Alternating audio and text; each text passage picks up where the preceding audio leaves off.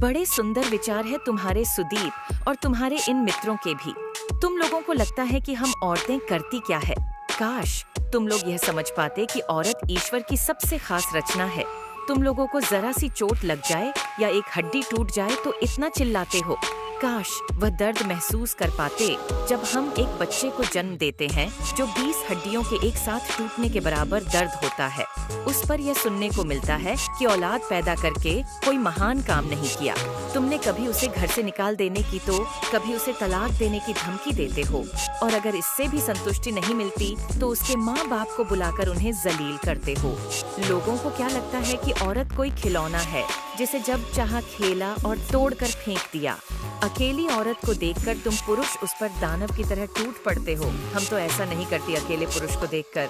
तुम पुरुष कहीं भी अपनी पैंट खोलकर लघु शंका करने के लिए खड़े हो जाते हो, और दोष हम औरतों पर कि हम समाज को दूषित कर रही हैं।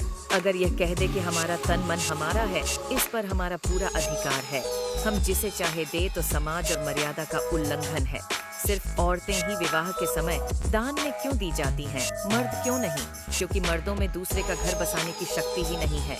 अपनी कोख से बड़े बड़े वीर पीर पैगंबर जनती हैं। फिर भी यह पुरुष समाज कहता है औरत नरक का द्वार है।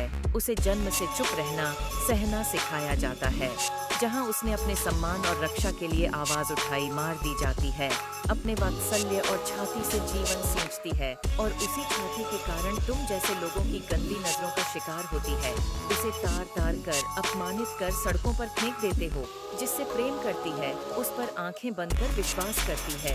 यही उसका गुण है, लेकिन तुम जैसे लोग इसी का स्वांग रचकर उसे ठगते हो। काश कि तुम लोग समझ सकते कि औरत क्या है। काश औरतों को तुम लोगों की तरह छल करना आता तो आज इस तरह यहाँ बैठकर बातें नहीं बना रहे होते।